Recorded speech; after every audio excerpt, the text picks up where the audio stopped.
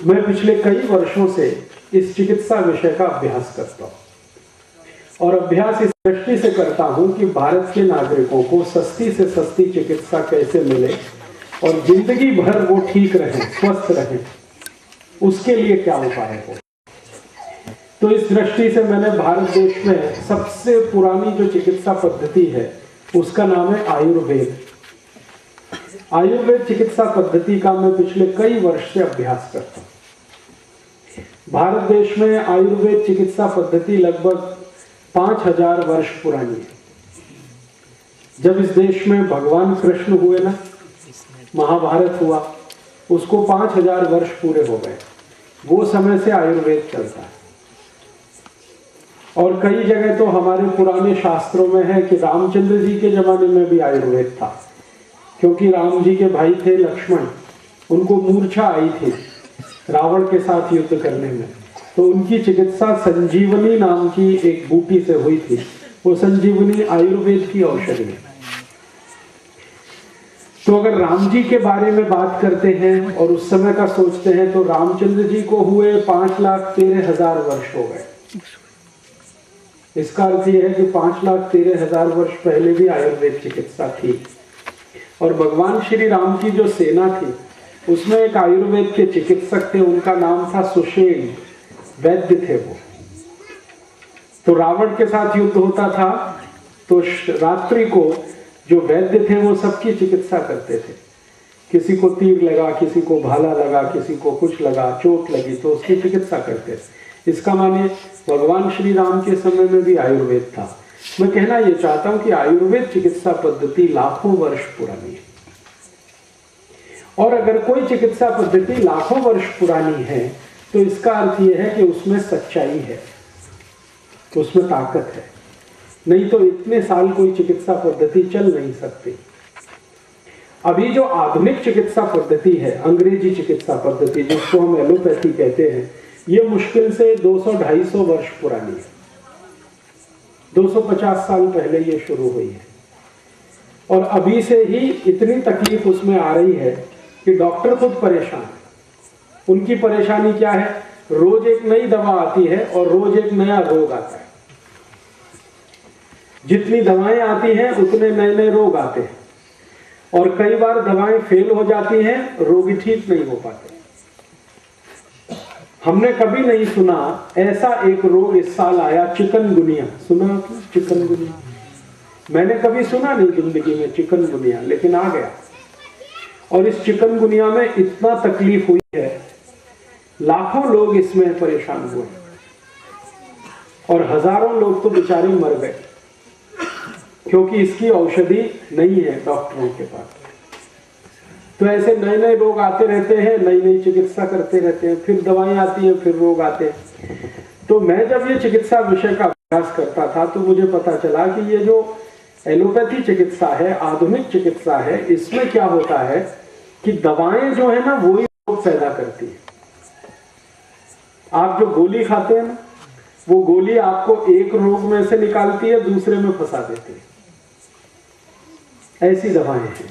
जैसे आपका रक्त दबाव जास्ती है, माने है ब्लड प्रेशर हाई है, बीपी, उसकी आप गोली खाओगे और लगातार खाओगे तो थोड़े दिन में आपको हृदय घात हो जाएगा,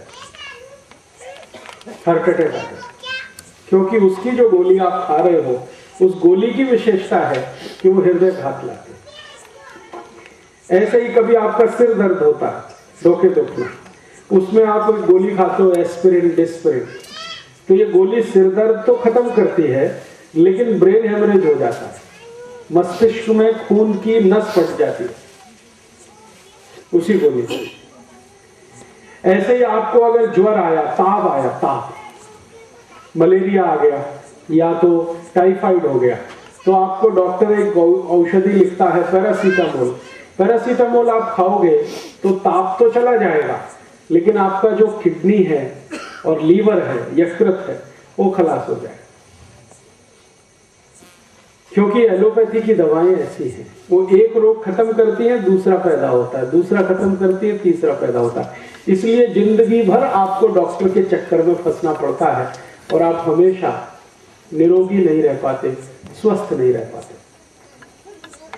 इसके विपरीत जो आयुर्वेद चिकित्सा पद्धति है उसमें एक सूत्र है, बहुत सुंदर सूत्र है, वो आपने शायद सुना होगा।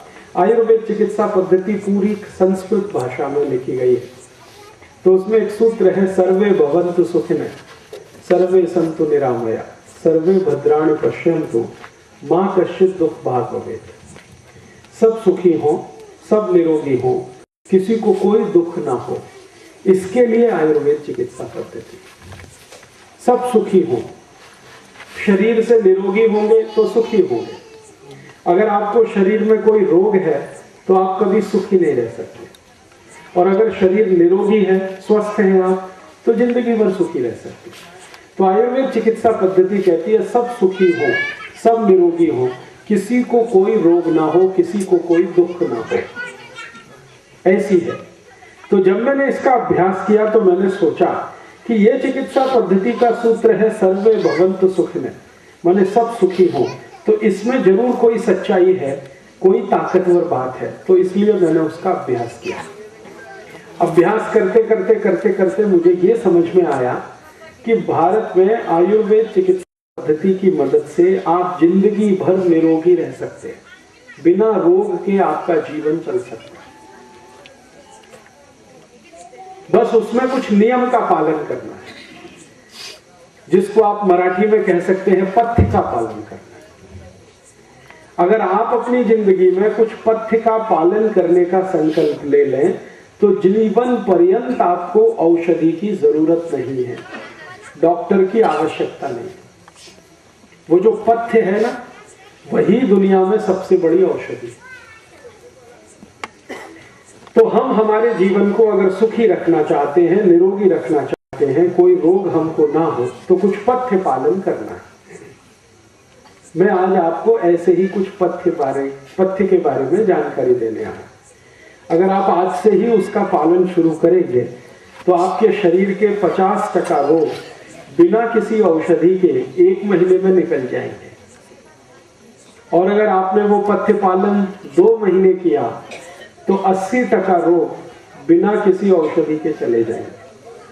और जो 3 महीने किया तो सभी रोग आपके शरीर से चले जाएंगे। फिर आप बोलेंगे 3 महीने के बाद क्या करना? 3 महीने के बाद जो पथ्य आपने शुरू किया है उसको आगे भी चालू रखना, तो दोबारा कोई रोग नहीं आएंगे। ये है आयुर्वेद का सरल सूत्र। अब आप बोलेंगे वो पथ्य क्या है? मैं आपको छोटी छोटी कुछ माहिती देता हूं।